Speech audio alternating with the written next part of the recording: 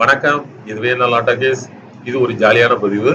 ஆனா ஜாலியான பதிவுக்கும் போது சிரிக்கவும் செய்யலாம், கொஞ்சம் சிந்திக்கவும் செய்யலாம். நாங்க வந்து ஸ்கூல் டேஸ்ல 1960ஸ்ல வந்து என்ன பண்ணுவோம்னா, வீட்டுக்கு வந்து எரிபொருள் வாங்க போவோம். எரிபொருள் அந்த காலத்துல வந்து இப்ப இருக்கிற மாரி இண்டக்ஷன் ஸ்டவ்வோ, கேஸ் ஸ்டவ்வோ அதெல்லாம் கிடையாது. அப்ப அடுப்பு தான். அடுப்புங்கும்போது ஒண்ணு மண்ணெண்ணெய் ஸ்டவ்வா இருக்கும். இல்லைன்னா விறகு அடுப்பா இருக்கும். விறகு அடுப்புங்கும்போது விறகு வந்து எல்லா நாள்லயும் கிடைக்காது.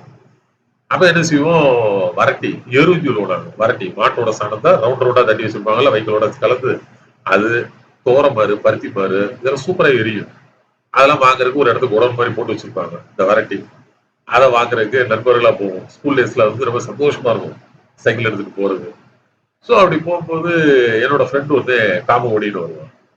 அந்த காமகோடி பார்த்தீங்கன்னா ரொம்ப அதிகம் பேச மாட்டான். ஆள் ஒல்லியா இருப்பான். சரியா பழக மாட்டான். ரொம்ப அதிகமா யார்ட்டயும் கலந்து டக்குன்னு மிங்கில் ஆக மாட்டான். அப்ப நாங்கெல்லாம் ஜாலியா போவோம். அவன் வந்தான்னா ஒரு 5 நிமிஷம் காணாம போயிருவான். நாங்கெல்லாம் எருவெல்லாம் 50 பைசா குடுத்து ஒரு 10 எரு குடுப்பாங்க. எருன்னா என்ன வரட்டி.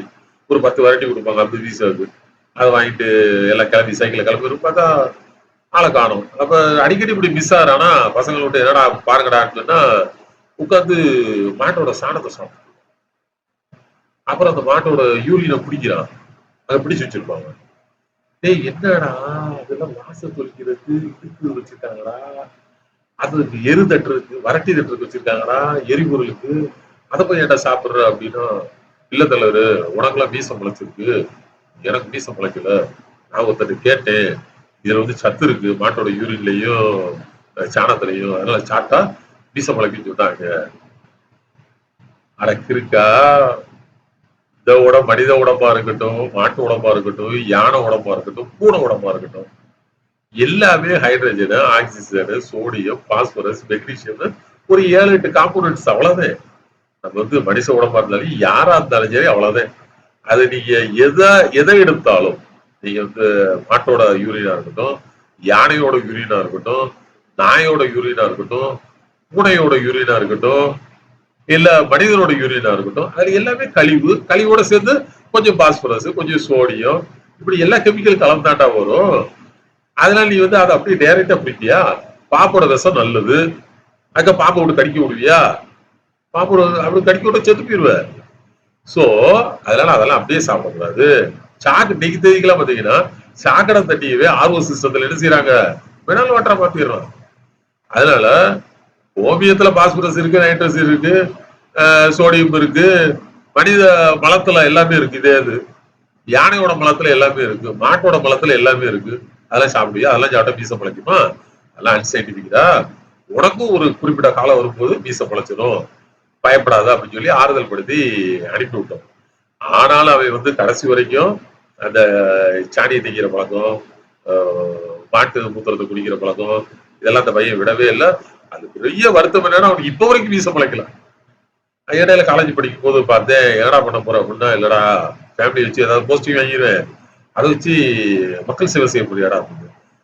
மக்கள் சேவையெல்லாம் இருக்குடா, மக்கள் சேவையெல்லாம் செஞ்சா ரொம்ப கஷ்டம். தேர்தலில் நிக்கணும், போட்டி போடணும், மக்களுக்கு போராட்டங்களை கலந்துக்கணும். ஸ்ட்ரைட்டா கவர்னர் தான் நமக்கு அமெரிக்க மாப்பிள்ள அண்ணே தம்பி இந்த கேரளா நடிச்சா ஹீரோ தான் சார் அப்படிங்கிற மாதிரி ஸ்ட்ரைட்டா ஆளுநர் பதவிதான் அதை புரிய வச்சுக்கிட்டு இருக்கேன் அப்படின்னா.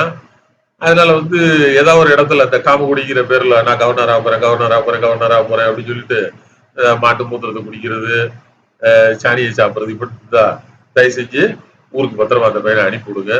ஏன்னா நம்ம சயின்டிபிக்கா இன்னைக்கு எல்லாமே விஞ்ஞானம் வளர்ந்துருச்சு. விஞ்ஞானம் வளர்ந்த பிறகு நமக்கு எல்லாமே தெரியும். மனித உடம்போ மாட்டு உடம்போ எதா இருக்கட்டும், ஒரு 7, 8 காம்பவுண்ட்ஸ் தான். மனித கழிவு, மாட்டு கழிவு எல்லாத்துலயுமே நல்லது இருக்கும், கெட்டது இருக்கும். அதனால அதை அப்படியே சாப்பிட சொல்ல முடியுமா? ஒரு குழம்புக்கு பதிலா அது சாம்பாருக்கு பதிலா மலத்தை போட்டு சாப்பிடுன்னு சொல்ல முடியுமா? யூரினை போட்டு குடி, காஃபி பதிலா காலேஜ் யூரின். சோ இது ஒரு முட்டாள்தனமான வாதங்கள் சில காமகுடிகள் பேசிக்கிட்டு தான் இருப்பாங்க. அது அவங்களுக்குரிய பரிசு, மேலிடத்துல இருந்து கிடைக்கக்கூடிய பரிசுக்காக இருக்குமே தவிர மக்களுக்கு விஞ்ஞான ரீதியா எந்த விதத்திலும் பயன் தராது. அதனால மக்கள் விழிப்போட இருங்க, கவனமா இருங்க. விஞ்ஞானத்தை சரியான முறையில் புரிந்து கொண்டு பிறர் சொல்லக்கூடிய சொல்லையும் அதனுடைய உள்ளார்ந்த அர்த்தத்தையும் அதில் உள்ளார்ந்த சதியையும் புரிந்து கொண்டு நடக்குமாறு அன்போடு கேட்டுக்கொள்கிறேன். அடுத்த காலை விரைவில் சந்திப்போம். நன்றி, வணக்கம்.